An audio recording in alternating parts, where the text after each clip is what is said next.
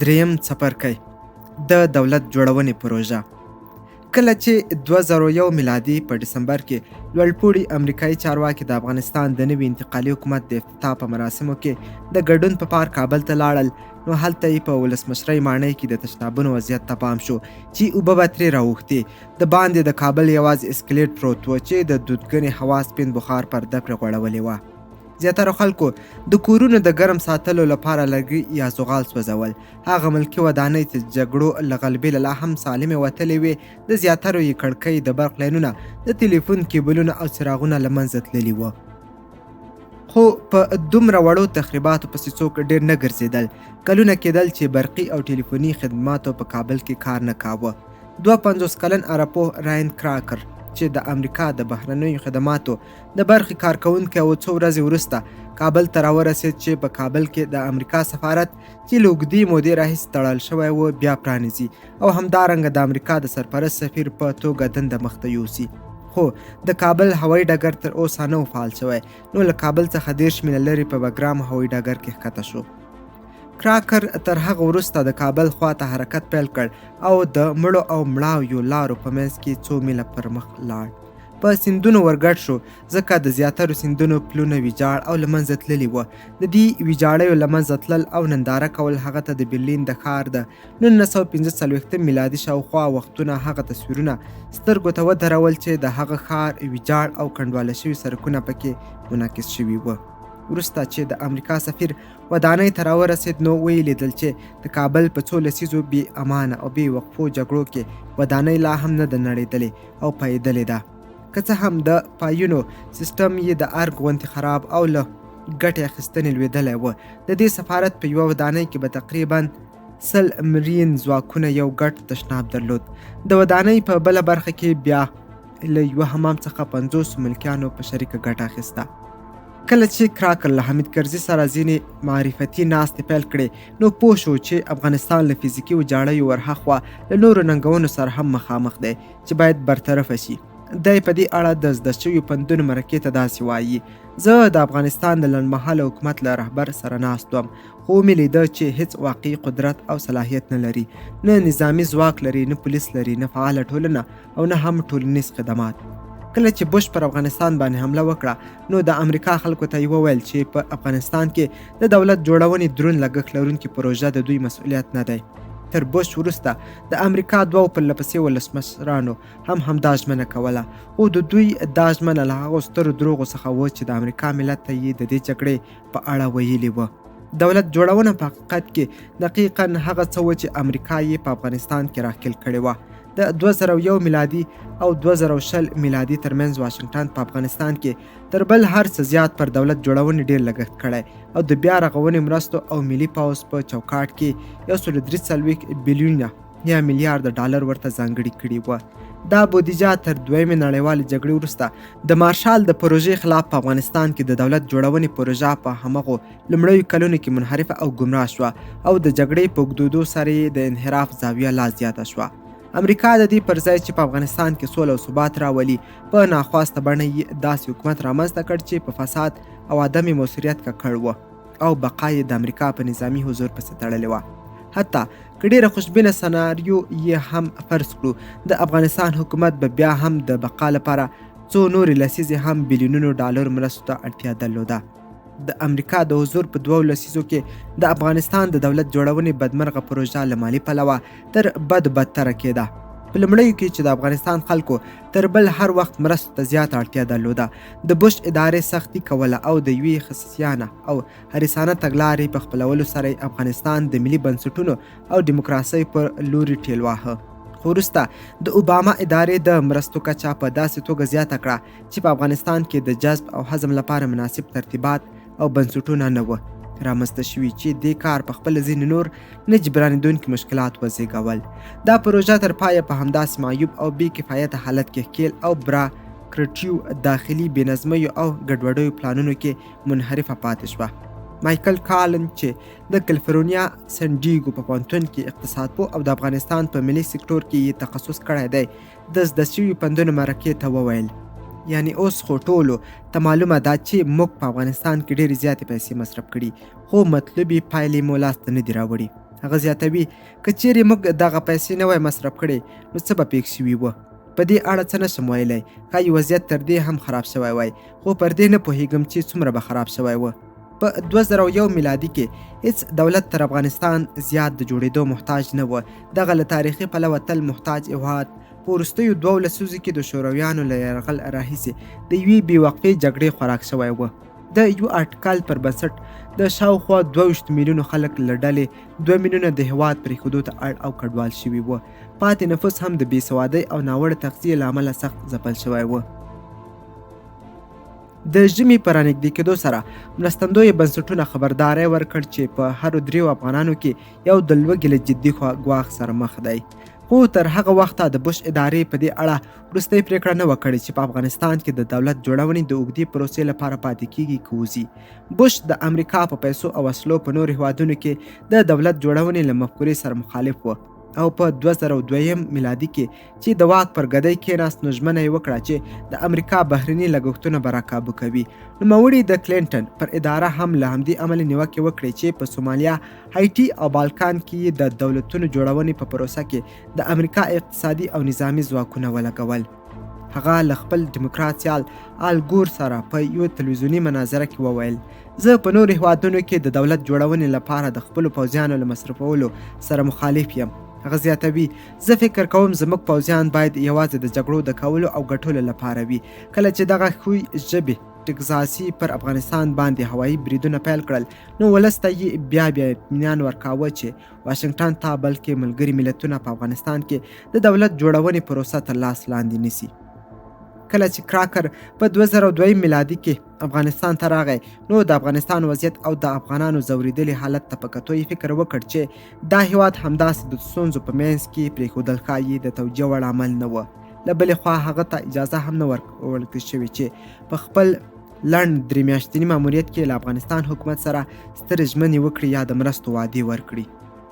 د امریکا د نړیوالې پرمختیایي ایجنسۍ په نوم یو بنسټ هغه وخت د افغانستان د باثباته کولو په برخه کې د افغانانو پر وړتیا یو راپور واشنګټن ته ولېږه.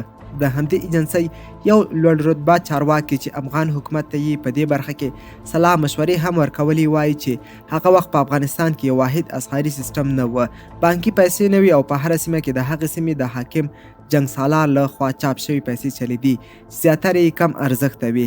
نوموړی وایي چې که څه هم د مالیې وزارت موجود و خو 80 سلنه کارکوونکو یې لیک او لوست نشو کولی. د په دې اړه د زده شویو درسونو مرکې ته وویل، د دې بیان چې په هغو لومړیو وختونو کې افغانستان په څومره خراب وضعیت کې و ډیر ګران کار دی. هغه زیاتوي که دوی اصلا هیڅ شی نه درلودی نو تر هغه وضعیت به غوره و، ځکه دوی داسې ودانۍ او نورې زیربناوې درلودې چې موږ مجبور شو لومړی هغه ړنګې کړو او بیا له سره نورې ورغوو. د بهرنیو چارو وزارت ویان ریچارډ بوچر چې په 2002 میلادي کې د بهرنیو چارو له وزیر کولن پاول سره کابل ته هم راغلی و، وایي چې د حامد کرزي لخوا ټول بهرني ډیپلوماتان د ولسمشرۍ دنګې ډبرینې ماڼۍ ته وغوښتل شول چې د نوې کابینې په غونډه کې ونډه واخلي. د کابینې ماهیت د امریکا د کابینې غوندې وه. 10 کسان د میز پر سر راټول شول چې په هغو کې د ښځو چارو د وزارت چې د امریکا په ټینګار د نوي حکومت په تشکیلاتو کې ځای ورکړل شوی و، نوي وزیره هم شامله وه. نوموړی وایي کابینه عیناً د امریکا د کابینې غوندې وه، ټول سره راغونډ شوي وو خو ټولو هیڅ شی هم نه درلودل. نوموړي زیاته کړه، د مرکزي بانک رئیس وویل چې بانک ته ورغلو او پرانیسته مو یې وکړه خو هیڅ شی پکې نه و، پیسې، طلا یا نور قیمتي شیان هیڅ شی نه و. خو کرزي او د هغه د کابینې نزاکتونه او آداب په ښه توګه مراعاتول او د خپل میلمهپال فرهنګ ښه استازیتوب یې وکړ. نوموړی وایي افغانان توانېدلي وه چې ډېره خوندوره ډوډۍ چمتو کړي. په دې سره ستره میلمستیا کې وریژې او د وزې غوښې شاملې وې. بوچر وایي دوی وړ او مستعد خلک وه خو خبره دا وه چې دوی خپله هیڅ شی نه درلودل چې خپل حکومت پرې وچلوي. دوی له سازماني مدیریتي او مادي پلوه هیڅ منبع نه لرله. د افغانستان کرغېړن وضعیت او نامطلوب حالت ټولې نړۍ ته جوت و او د همدې لپاره بوش د دولت جوړونې په برخه کې خپل دریځ یو څه نرم کړ. د په 2002 میلادي کې کانګرس ته په وینا کې د افغانستان خلک وستایل او ژمنه یې وکړه د افغانستان په جوړولو کې به له دوی سره ګډه همکاري کوو. دغه ژمنې د کرزي په ګڼه ګیره د مسکا نښې راښکاره کړې. دی دغې ناستې ته د افتخاري میلمه په توګه رابلل شوی و او په یوه ځانګړې څوکۍ کې د امریکا د لومړۍ میرمنې لورا بوش ترڅنګ ناست و. کله چې د مجلس استازي د نوموړي د هرکلي او احترام په پار پورته شول، د خپله قرقلۍ خولۍ په لاس کې ونیوله او د احترام په معنا په ملا کوږ شو. د هغه ترڅنګ چې د افغانستان د لومړۍ میرمنې لپاره کوم ځای ځانګړی شوی و، په هغه کې له ده سره مله د افغانستان د ښځو چارو وزیره سیما سمر کېناسته. خو تر دغې ناستې مخکې د افغانستان په تړاو د نړیوالو ډونرانو په ناسته کې بوش خپله پالیسي پر ځای وساتله او له افغانستان سره یې د 296 میلیونو ډالرو له 50 میلیونو ډالرو امتیاز سره مرسته اعلان کړه چې د دې مرستو کچې د راتلونکو 2 لسیزو د مرستو یوازې د یوې برخې نیمه سلنه تشکیلوله. بوش همدارنګه په کابل کې نړیوالو سوله ساتونکو پوځیانو ته د خپلو پوځیانو له استولو ډډه وکړه، ځکه نوموړي غوښتل له خپل ماموریت څخه چې په افغانستان کې د القاعده او طالبانو له منځه وړل و د انحراف مخنیوی وکړي. پینټاګون په افغانستان کې د نوي ملي پوځ له جوړولو سره رضایت وښوده، خو په دې شرط چې دا کار به په یوازې ځان نه کوي او له نورو متحدینو سره یو ځای په دې برخه کې کار وشي او خپله ونډه به ورکوي. په دې سره موافقه وشوه چې جرمني به د افغانستان د ملي پولیسو په جوړولو کې مرسته کوي، ایټالیایان به د افغانستان د نوي قضایي سیستم په بیا رغونه کې مرسته کوي او بریټانیا بیا ژمنه وکړه چې دوی به د نشهیي توکو په برخه کې مبارزه کوي او بزګران به هڅوي چې د تریاک پر ځای چې د افغانستان له تاریخي نباتي تولیداتو څخه دي نور نباتات وکري. د زده شویو درسونو په مرکو کې زیاترو لوړپوړو امریکایي چارواکو ګوتنیونه وکړه چې بوش تدریجاً د ټاکنیز کمپاین د وخت له ژمنو عدول کوي چې د بهرنیو دولتونو جوړونې په برخه کې یې کړې وي. خو ځینو نور بیا ویل چې بوش په افغانستان کې د دولت جوړونې پروسې ته ځکه غاړه کېښوده چې نه یې غوښتل د 1990 میلادي کلونو هغه تېروتنه بیا تکرار کړي چې د مجاهدینو تر تمیولو او د شوروي تر ماتې وروسته یې افغانستان ته شا کړه چې په نتیجه کې دغه هیواد د تروریزم په ځاله بدل شو. سټیفن هارډلي چې د بوش د مرستیال د ملي امنیت مشاور و وایي موږ هغه وخت خپله غوسه هلته سړه کړه او بیرته کور ته راغلو. نوموړی د ډیرو نور امریکایي مقاماتو غوندې له دې څخه په ویره کې و چې که په افغانستان کې دا ځل یو باثباته او قوي حکومت رامنځته نه کړ نو د دې خطر شته چې دا هیواد یو ځل بیا د کورنیو جګړو کندې ته ولویږي او القاعده بیرته پکې راژوندی شي. یو امریکایي مقام چې نوم یې نه دی مشخص شوی په دې اړه داسې ویلي که څه هم دولت جوړول زموږ په اجنډا کې شامل نه و، خو کله چې موږ هلته ښکېل شو نو پوه شو چې بیرته همداسې نشو وتلی.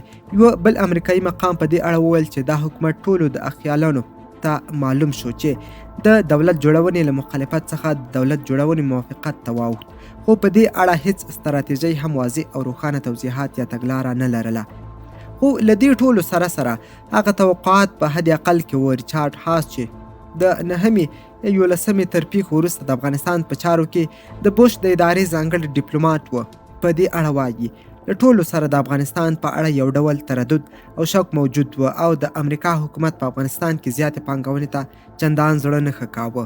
نوموړی وایي چې د 2001 میلادي په مني کې نوموړي بوش ریمیسفیلډ د ملي امنیت سلاکار کونټ ویلزیا او لومړي مرستیال چیني ته چې د ویډیو له لارې له یو نامعلوم ځای څخه وصل و راپور ورکاوه. دی وایي چې له دغو لوړپوړو چارواکو سره د افغانستان په تړاو هیڅ داسې مشتقانه او دقیقه پالیسي موجوده نه وه. دی زیاتوي له دوی څخه زیاترو د افغانستان په اړه د فکر کاوه چې افغانستان د پانګونې لپاره حاصل ورکوونکی ځای نه دی، یعنی هلته ښایي ډیر څه په کار واچوي خو حاصل یې ښایي ترلاسه نه کړي. د دوی دا نظر زما په اند یوازې له شک ډک نه بلکې بدبینه دی. د ټول جنگ د ستراتیژۍ غوندې د دولت جوړونې پالیسي هم د روښانه اهدافو لرلو په برخه کې له ستونزو سره مخ وه. د زده شویو درسونو په مرکه کې د بوش د ادارې یو لوړپوړي کس وویل د افغانستان د بیا رغونې په برخه کې موږ کومې موخې لرو او څه شی تعقیبوو او زموږ تیوري څه شی ده. موږ باید په دې برخه کې طرحه او تیوري ولرو او یوازې له دې څخه څه نه جوړیږي چې زما غوندې کسان افغانستان ته ولیږئ او هلته ورته ووایي چې ورشه له کرزي سره مرسته وکړه. خو د وخت په تیریدو د افغانستان د دولت جوړونې پروژې ته پاملرنه زیاته شوه. د بهرنیو چارو په وزارت کې ډیپلوماتانو او د امریکا نړیوالې پراختیایي ایجنسۍ ټینګار کاوه چې یوازې امریکا افغانستان له بحران څخه ژغورلی او په خپلو پښو یې درولی شي. ریمیس فیلډ او د هغه پیروانو په دې برخه کې اختلاف کاوه او ویل یې چې د افغانستان ټولو ستونزو ته ټټر وهل او د حل مسؤلیت یې پر غاړه اخیستل یوه تېروتنه ده. له بلې خوا کراکر چې وروسته په بغداد کې د امریکا سفیر شو ویل چې د ریمیس فیلډ او نور محاسفه کارانو تګلاره د افغانستان او عراق د جنگ په تړاو یو شان ده. نوموړي د رمیز فیلډ ذهنیت په دې توګه خلاصه کاوه: زموږ دنده د بدو خلکو وژل دي او دا کار په افغانستان کې ترسره کوو. دا چې وروسته څه پیښیږي په موږ پورې اړه نه لري. دا د دوی خپل مشکل دی. که چیرته یوه یا نیمه لسیزه وروسته بد خلک بیا را پیدا شي، موږ بیا ورځو، بیا یې وژنو. دا کار کولی هم شو، خو په نورو هیوادونو کې د دولتونو د جوړولو ذمهواران نه یو او په دې برخه کې باید ځانونه ښکیل نه کړو. جیمز ډوبینز چې د 2001 میلادي کال د بن کنفرانس په دایرولو کې یې مرسته کوله، وایي چې د دې ډلې فلسفي بحث چې په نورو هیوادونو کې له دولت جوړونې سره مرسته وکړو که نه، پایله روښانه وه. پنټاګون چې خپل ټول پوځي ځواک او بې رقیبه سیاسي صحنه یې په کنټرول کې وه، وکولی شول چې له دې تنګنا ځان وباسي. په داسې حال کې چې ځینو مقاماتو رمیز فیلډ د افغانستان داسې شیطان باله چې جوړجاړی نشي ورسره کېدی. ځینو نور بیا د نوموړي په اړه دغه قضاوت نیمګړی او زیات ساده ګاڼه. ویل یې چې د ستونزه یوازې له بیا رغونې سره ده او دا فکر کوي چې پوځیان په داسې کارونو کې چې اصلاً د ملکیانو کار وي راښکیل نشي. په دې توګه د بودیجې تر کمیدو وروسته د USAID ارزښت کم شو. د فعالیتونو د مخ ته وړلو لپاره یې پر خپلو قراردادیانو کې تکیه وکړه. د بهرنیو چارو وزارت او دولت نورې څانګې هم د افغانستان د ستونزو د حل کولو په برخه کې پاتې راغلي چې دې کار رمیز فیلډ ته ښه پلمه په لاس ورکړه چې د دفاع وزارت ستونزې د نورو برخو ستونزو ته په ګوتنیونې سره یو ډول توجیه کړي. د 2002 میلادي په اګست کې رمیز فیلډ بوش ته په یو یادښت لیک کې ویلي و چې په افغانستان کې اساسي ستونزه امنیتي نه ده، بلکې د ملکي پراختیا په برخه کې د پروسې کمزوري او ضعف دی. نوموړی زیاته کړې چې د کرزي حکومت هم اقتصادي او نورو مرستو ته اړتیا لري، خو د افغانستان ته د نورو پوځیانو له لیږلو سره مخالفت ښکاره کړی و. نوموړي لیکلي و: زموږ د ملګرو هیوادونو د پوځیانو په شمیر کې زیاتوالی په افغانستان کې د شوروي د تجربې تکرار وي چې د خلکو کرکه یې راوپاروله او د ملي پاڅون لامل شو. هغه زیاته کړې وه: له کامیابې بیا رغونې پرته په افغانستان کې د پوځیانو ډیرول هیڅ ستونزه نشي حل کولی. شوروي 100,000 تنه پوځ لیږلی و، خو بیا هم مات شو. د رمیز فیلډ د ملکي چارو مشاور مامورین سټیر یمیکي وایي چې د رمیز فیلډ په اړه خلک غلط پوه شوي او زیاتوي. رمیز فیلډ غواړي په افغانستان کې بنسټونه فعال او هیواد خپل په خپلو پښو ودرېږي. دی په دایمي توګه په واشنګټن باندې د افغانستان حکومت متکي کول تېروتنه ګڼي. سټریمیکي د زده شویو درسونو مرکې ته په دې اړه داسې وویل: ځینې وختونه نورو ته د یوه کار د ترسره کولو تر لاسرښوونې خپله د هغه کار ترسره کول اسانه وي، په ځانګړې توګه کله چې د بشري پانګې کچه کمه وي. دی وایي چې د رمیز فیلډ اصلي اندېښنه او پوښتنه دا ده چې امریکا به په افغانستان کې په دومره ژوره توګه ښکیل شي چې بیرته د ځان خلاصون به ستونزمن ورته تمام شي. خو پوښتنه دا ده چې آیا امریکا د دغه کار د ترسره کولو لپاره کوم پلان درلود که نه؟ سټیفن هارلیچ د زده شویو پندونو مرکې ته په دې اړه وویل چې د بوش اداره په افغانستان کې د دولت جوړونې لپاره د یوه ګټور او اغیزناک موډل د ایجادولو لپاره لاس په کار شوې وه. هغه زیاتوي چې حتی اوس د شالید له زاویې هم په افغانستان کې د یو اغیزناک پلان او کامیابې تګلارې جوړول سخت دي. هغه وایي: موږ په لومړیو کې ویل چې زموږ موخه په افغانستان کې دولت جوړونه نه ده، خو موږ په دې اړه هم ویره درلوده چې که چیرته افغانستان بې سرنوشته او بې ثباته پرېږدو نو ښایي یو ځل بیا د القاعده په ځاله بدل شي. هغه زیاتوي: موږ تر اوسه تر جګړې وروسته د ثبات راوستلو کامیاب موډل او تجربه نه لرو. زه اوس هم شک لرم چې که چیرې د افغانستان غوندې حالت په کوم بل هیواد کې رامنځته شو او موږ هلته هم ورشو، فکر کوم ښایي د افغانستان غوندې هلته هم ناکام شو. د دغه واقعیت د درک لپاره چې افغانستان یو نوی حکومتي سیستم ته اړتیا درلوده، هیڅ سیاستپوه یا د بهرنیو اړیکو متخصص ته ضرورت نه و او ټولو ته د لمر غوندې روښانه واضح خبره وه. د افغانستان تاریخ د دغه هیواد د متقاسمو قبیلو او سرسختو جنګ سالارانو د شتون له امله تل د کودتاو، سیاسي وژنو او کورنیو جګړو څخه ډک دی. د 2001 میلادي کال د بن کنفرانس د افغانانو لپاره مهالویش تنظیم کړ چې تر اخره یې باید ټولو خواو په یو سیاسي چوکاټ تفاهم او هوکړه کړې وای. د لوی جرګې له لارې چې په افغانستان کې د مشرانو او رهبرانو د راټولېدو یو دودیز چوکاټ دی، په 2 راتلونکو کلونو کې د نوي اساسي قانون د جوړولو پریکړه وشوه. له تخنیکي اړخه د نوي حکومت څرنګوالي او ماهیت په افغانانو پورې اړه لرله، خو د بوش ادارې افغان مشران قانع کړل چې د ستونزې لپاره یو امریکایي حل لاره پیدا کړي او هغه پر اساسي قانون ولاړ دیموکراسي وه چې پر بنسټ به یې ولسمشر د خلکو لخوا ټاکل کیږي. دغه نوي حکومتي چوکاټ تر ډیره د واشنګټن مقدماتي بڼې ته ورته والی درلود. د ټول قدرت په پلازمینه کابل کې متمرکز و او یو حکومتي بروکراسي د ډالرو او ډلو لویدیځو مشاورینو په زور په ټول هیواد کې ترویج شوه. البته د مشابهتونو ترڅنګ کلیدي توپیرونه او افتراقات هم موجود و. د بوش په ټینګار د افغانستان په نوي حکومتي موډل کې قدرت تر ډیره د ولسمشر په لاسونو کې متراکم و او د قواو انډول او توازن ډیر زیات نه و.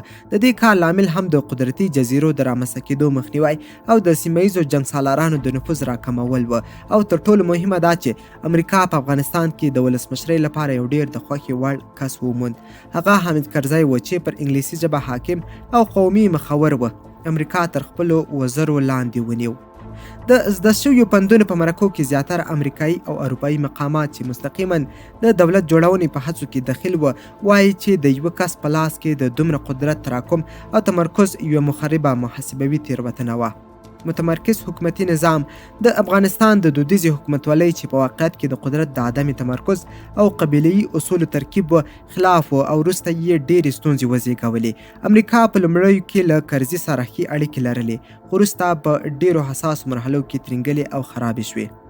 یو اروپایي مقام په دې اړه وایي د یوه شالید پر بنسټ په افغانستان کې زموږ تر ټولو ستره تېروتنه د قدرت متمرکزول و. یو بل الماني مقام په دې تړاو وایي چې موږ باید په افغانستان کې دیموکراسي له لاندې څخه پورته طرف ته جوړه کړې وای او لومړی مو د هېواد په وړو مسایلو کې رغون راوستی وای. هغه وایي د طالبانو تر راپرځېدو وروسته داسې انګیرل کېده چې د نوي ولسمشر ټاکل حتمي دي، خو دا غلطه خبره وه. یو بل امریکایي مقام په دې تړاو وایي چې کله په افغانستان کې د امریکا په بڼه د حکومت جوړولو په اړه د امریکا د بهرنیو چارو وزارت د پریکړې په اړه خبر شو نو ډیر حیران شو. هغه وایي تا به ویل چې امریکا له خپل هیواده بهر د حکومتونو په اړه هیڅ پوهه نه لري. اخر موږ په یو داسې هیواد کې چې هیڅ وخت یې متمرکز حکومت نه دی لرلی ولې د متمرکز حکومت د جوړولو هڅه کوو. حتی د بهرنیو چارو د وزارت ځینې مقامات هم وایي چې دوی دغې پریکړې ګنګس کړل. یو بل ستر امریکایي ډیپلومات په دې تړاو وایي په افغانستان کې د یو مرکزي حکومت د جوړولو پالیسي ساده لوحانه او احمقانه وه ځکه افغانستان د مرکزي حکومت هیڅ قوي تاریخ نه لري. هغه زیاتوي د افغانستان غونډې هیواد کې د مرکزي حکومت د جوړولو لپاره 100 کاله هم کفایت نه کوي او دومره وخت موږ نه لرو. د بهرنیو چارو وزارت پخوانی وایاند ریچارډ بوچر وایي چې موږ اصلا نه پوهېدو چې څه کوو. هغه زیاتوي د افغانستان په تاریخ کې د متمرکز حکومت یوازینۍ کامیابه تجربه هغه وخت وه چې په هیواد کې ملوک الطوایفي زیاته شوې وه او په دې وخت کې یو برجسته او ممتاز شخصیت راپورته شو او ټول هیواد یې د یو قدرت تر سیوري لاندې سره وګاڼډه. خو زموږ د متمرکزولو هڅې له دغه ذهنیت څخه تغذیه کېدې چې موږ په افغانستان کې د امریکا غوندې نظام حکومت رامنځته کړو. خو دا هڅې او ذهنیت ذاتاً معیوب و او د دې لامل شو چې په افغانستان کې د امریکا 2 یا 3 کلن جنګ 15 کاله نور هم وغځېږي. حتی عادي امریکایي پوځیان چې د افغانستان له تاریخ او فرهنګ څخه زیات خبر هم نه و وایي چې دوی به همغه شیبه چې په افغانستان کې میشت ول پر دې پوه شول چې پر افغانستان د یو متمرکز او قوي حکومت تحمیلول تېروتنه وه. دوی د پوځیانو شفاهي تاریخي مرکو ته په دې تړاو ویلي چې افغانان ذاتاً د ملي قدرت له دلالانو سره مخالف دي او له بروکراټیک نظام سره چندان پیژندګلوي او بلدتیا نه لري. په ارزګان کې د یو امریکایي ډلګي مشر ډګروال ټي ریسیلر په دې اړه وایي افغانان د حکومت په کیسه کې نه وي ځکه دوی زیاتره د لر پرتو سیمو خلک دي. او په ارزګان کې د یو امریکایي ډلګي مشر ډګروال ټي ریسیلر په دې اړه وایي افغانان د حکومت په کیسه کې نه وي ځکه دوی زیاتره د لرو پرتو سیمو خلک دي او ته باید دوی ته په دې اړه قناعت ورکړې چې حکومت او نظام ولې مهم دی. هغه زیاتوي د افغانستان په زیاترو سیمو کې حد اقل تر دې دمه حکومت نه دی توانېدلی چې خلکو ته خدمات وړاندې کړي. نو له همدې امله خلک هم په دې اړه چې مرکزي حکومت څه ګټه لري او څه تاوان نه پوهیږي. دوی درته وایي چې دوی سلګونه کاله کېږي چې په خپله سیمه کې په یوه ټوټه ځمکه کښت کوي، رمې څروي او د مرکزي حکومت له مرستې پرته پایي. نو اوس بیا څه خبره ده چې مرکزي حکومت ته دې اړتیا پیدا شي. ځینې نورو امریکایي پوځیانو ویل چې دوی به ځینې وخت مجبور شول چې افغانانو ته د دې په اړه اړه چې حکومت څنګه کار کوي او دیموکراسي څه شی دی توضیحات او معلومات ورکړي. ډګروال ډیوډ پاسچال چې په غزني کې د امریکا په یوه پلي فرقه کې 6 میاشتې خدمت کړی وایي چې د پوځي قطعې د کرزي په اړه هغو خلکو ته پوسټرونه او لیکلي معلومات ورکول چې تر اوسه یې د خپل ولسمشر تصویر نه و لیدلی. پاسچال چې په 1990 میلادي کلونو کې په بالکان جګړه کې هم تجربه لري وایي چې کله امریکا او ناټو په بوسنیا او کوزوو کې د دیموکراتیک نظام جوړولو تابیا وکړه نو له لاندې څخه پورته تګلاره یې خپله کړه، یعنې لومړی یې په ولسوالیو او محلونو کې ټاکنې وکړې او د همدې سیمې مشران یې وټاکل. وروسته بیا ورو ورو پورته ولاړ او د ټول ملت په کچه یې ملي ټاکنې وکړې. هغه وایي خو موږ په افغانستان کې د دغه میکانیزم سرچپه عمل وکړ. لومړی مو په ملي کچه د ولسمشرۍ ټاکنې ترسره کړې، په داسې حال کې چې خلک اصلا د رایې ورکولو په معنا او ارزښت هم سم نه پوهېدل او راغلل د ګوتو په لګولو او شنو کولو سره یې دا کار وکړ. هغه زیاتوي په لرې پرتو سیمو کې او بانډو کې دا رښتیا هم سخت کار دی. زما په زړه کېږي چې یو ځل زه او نور ملګري مې په ګزمه له کمپه د باندې ووتلو او خلکو زموږ په لیدلو وویل دا شورویان دلته څه کوي. یعنې دا خلک حتی له دې هم خبر نه و چې تقریبا څو کاله کېږي چې د دوی هېواد ته امریکایان راغلي دي. د مرین ځواکونو جګړن توماس کلینټن وایي چې هغه افغان پوځیان چې دوی روزل له عادي امریکایانو سره زیات توپیر نه درلود.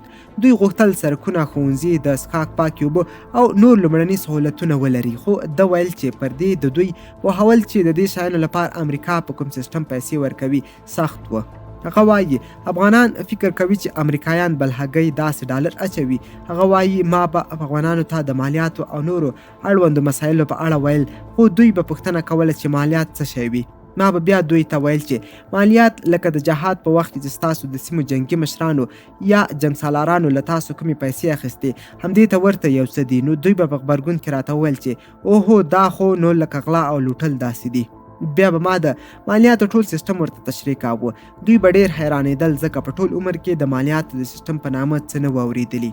هغه زیاتوي اصلا په افغانستان کې د مرکزي مقتدر او سرتاسري حاکم حکومت هیڅ مفکوره نشته.